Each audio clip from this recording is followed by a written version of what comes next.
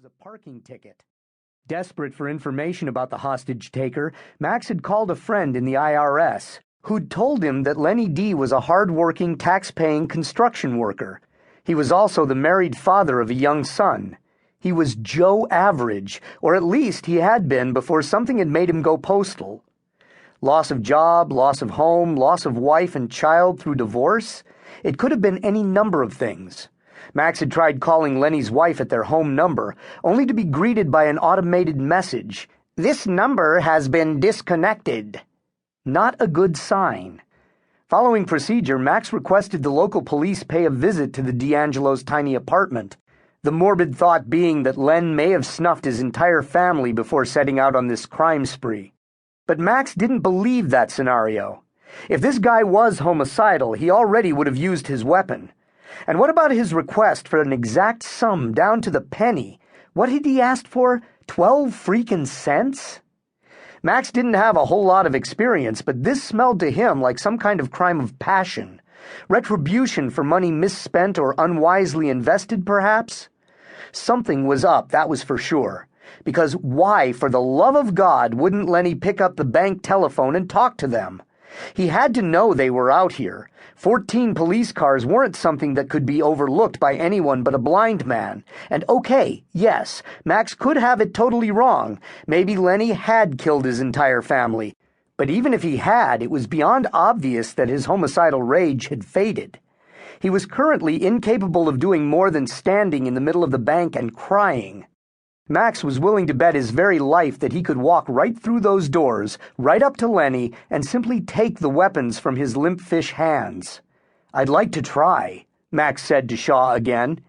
"It's too dangerous," Shaw responded as they stood outside the van, watching a television monitor that showed the gunman crying in the middle of the bank. The camera responsible for that picture had a state-of-the-art zoom lens. Even shot through the reflective glass of the window, it provided a sharp close-up of Lenny's tear-streaked face.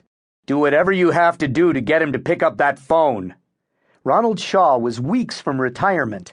Was it possible that he was afraid of smearing his record by giving one of his newest, greenest negotiators permission to get himself killed? Even if it meant shooting Leonard D'Angelo without a single word of negotiation?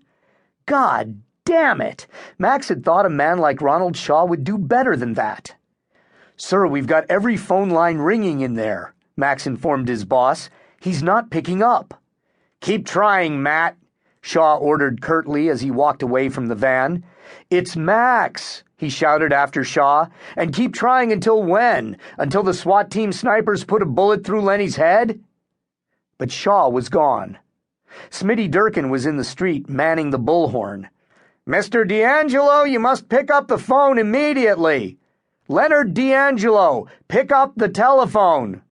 As Smith's finger left the button, the bullhorn let out an ungodly squeal.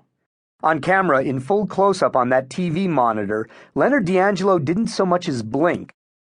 Sure, he was inside the bank, but still, that sound was freaking loud. Grit your teeth and flinch loud. And suddenly Max knew.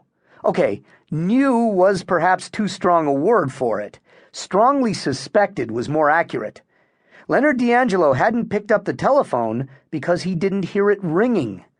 Max strongly suspected that Leonard D'Angelo, although not blind, was most likely deaf.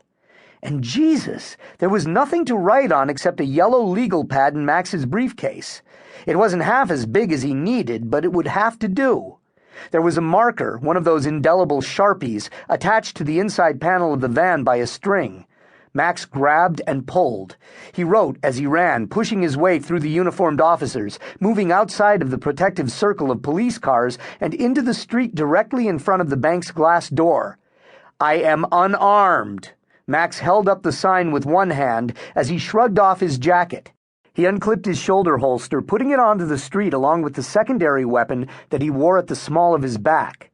Inside the bank, Lenny had spotted him. Max could see the man shaking his head, his weapon now half-heartedly aimed directly at the door Max would have to pass through to get inside that building. Max turned the page of his pad. "I'm coming inside to talk." He held up that sign. But Lenny still shook his head. Max took off his tie and crisply starched white dress shirt, then used the